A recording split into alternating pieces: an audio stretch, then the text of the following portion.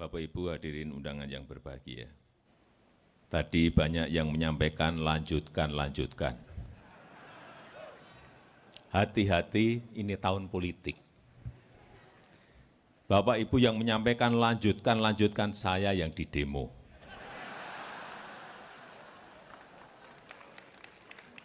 Kan kejadiannya sudah terjadi.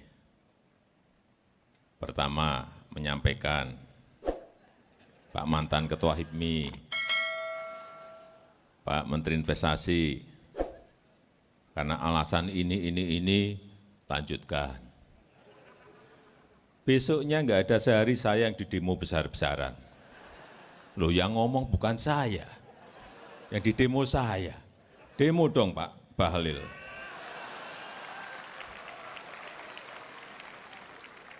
Nanti ini sama, kalau nggak saya jawab, nanti didemo HIPMI. Bukan HIPMI yang didemo, tapi saya. Hati-hati, sekali lagi ini tahun politik.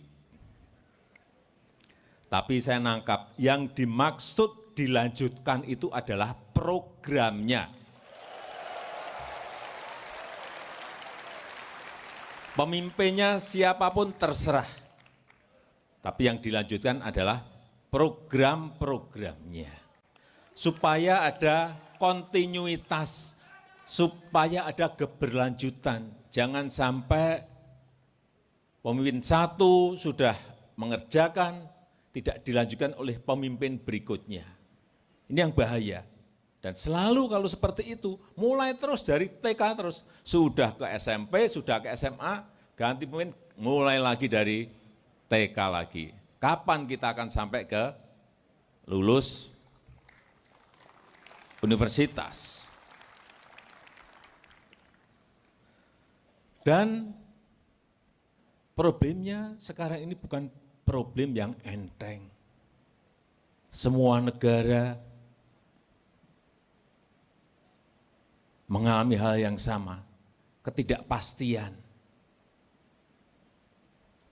Ini jangan sampai juga karena kita nanti ada perhelatan pemilu dan pilkada, ketidakpastian itu tambah lagi. Kita ini sekarang sudah betul-betul semua kepala negara saya pastikan pusing semuanya. Urusan pemulihan ekonomi karena pandemi belum selesai, belum rampung, ditambah lagi perang di Ukraina, jangan sampai tambah lagi kita urusan di dalam negeri. Kita jaga betul bersama-sama, setuju? Karena masalah politik di 2024. Hati-hati, jadi proyeksi pertumbuhan ekonomi betul-betul sudah diturunkan oleh Bank Dunia, utamanya di negara-negara berkembang.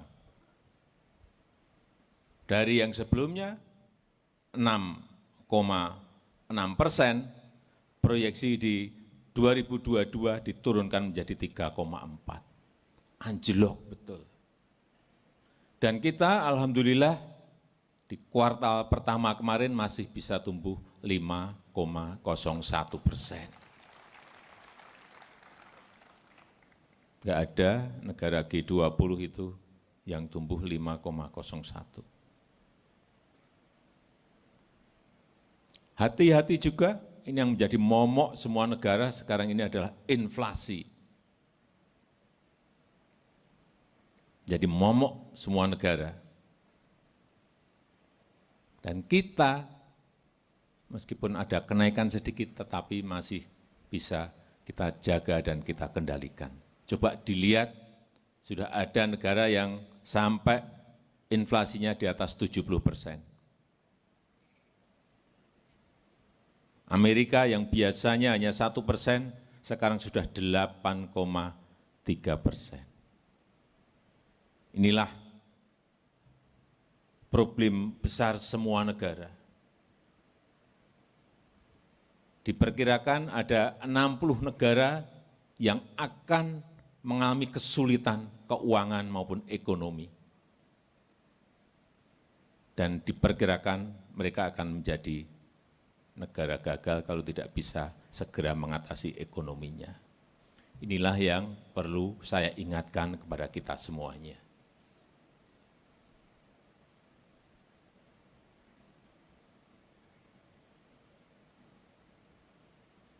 Jangan sampai kita merasa normal, padahal keadaannya betul-betul pada situasi yang tidak normal, ketidakpastian ini. Ini yang harus kita jaga semuanya. Dan problem besarnya sekarang ini ada dua, urusan ekonomi. Yang pertama, kenaikan energi, yang kedua, kenaikan harga pangan. Hati-hati dengan ini, yang itu semuanya akan memunculkan yang namanya kenaikan inflasi tadi.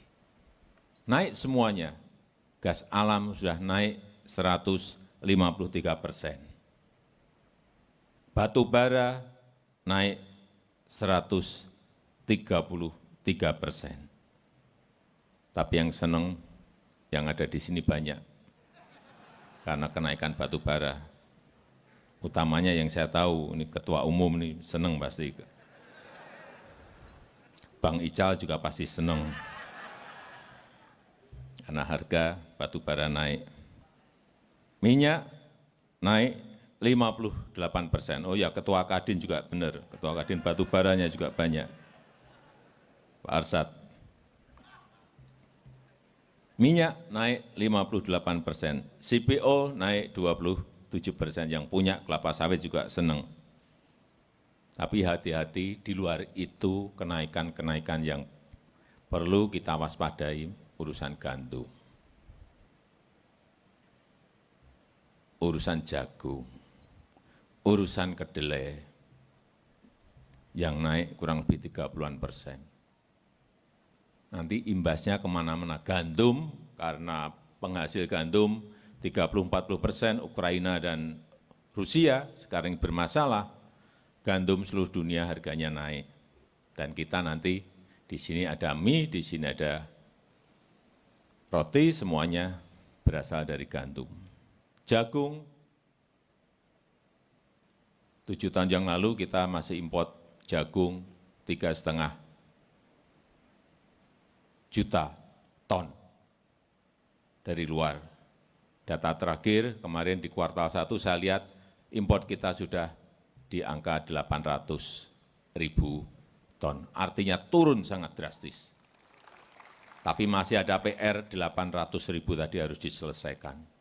Ini harus siapapun yang memiliki lahan di negara kita ini harus tanam yang namanya jagung agar kita enggak impor lagi. Kedelai naik. Ini jagung, ini kalau naik ini merembetnya kemana-mana. Ke pakan ternak, larinya ke harga telur naik, harga ayam, daging ayam naik, hati-hati mengenai ini. Kedelai juga sama, naik 33%. Larinya nanti juga kemana-mana. Bisa tahu, bisa tempe, semuanya naik dan berimbas juga kepada inflasi. Inilah yang perlu saya ingatkan.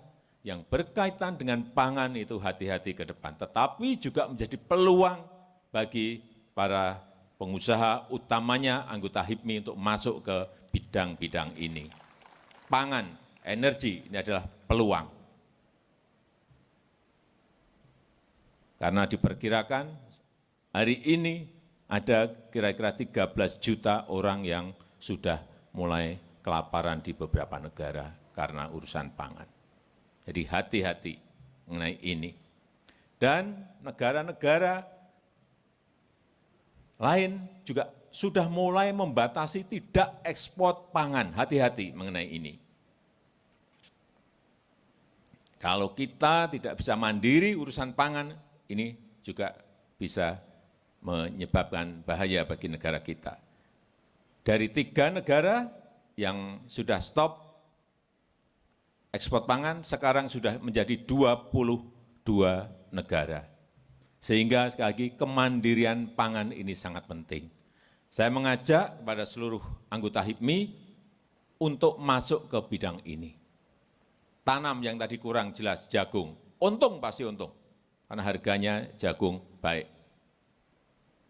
Tanam yang lain, yang pangan, sorghum yang nggak pernah kita tanam, tanam sorghum.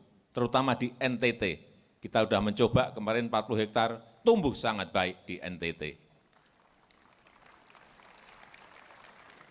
Porang, ini adalah pangan masa depan, porang.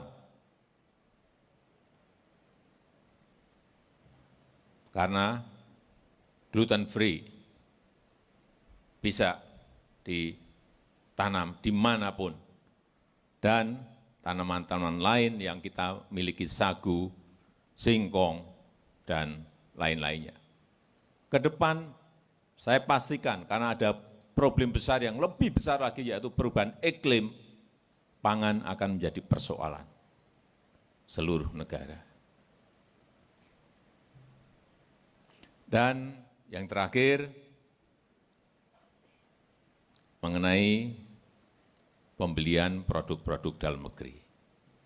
Saya sudah perintahkan kepada kementerian, kepada lembaga, kepada BUMN, kepada daerah, agar yang namanya membeli produk dalam negeri itu wajib. Sekarang kita cek betul, kita monitor betul, kita pantau betul.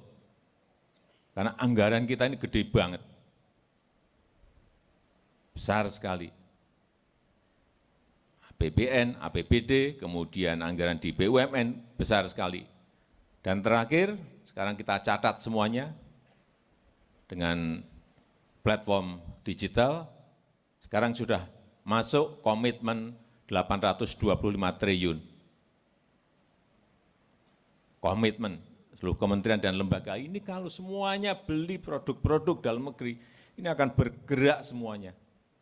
Industri-industri kecil, pengusaha-pengusaha kecil semuanya. Tidak bisa seperti yang lalu-lalu kita biarkan. Akhirnya pipa beli import, padahal kita bisa memproduksi sendiri dengan alasan macam-macam. Enggak, sekarang enggak bisa. Dimonitor, ada komitmennya, sehingga kita harapkan nantinya dari policy ini akan memunculkan trigger ekonomi untuk pertumbuhan di dalam negeri. Sekali lagi, saya ingin menyampaikan ucapan selamat hari ulang tahun emas ke-50 tahun HIPMI, dan saya meyakini di tahun Indonesia Emas 2045, konglomerat-konglomerat yang ada, ini semuanya dari anggota HIPMI.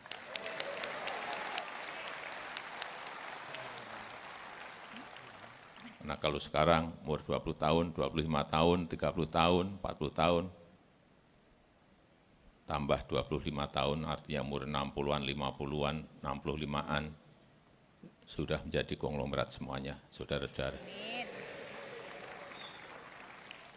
Karena perkiraan GDP, PDB kita sudah mencapai angka yang sangat spektakuler.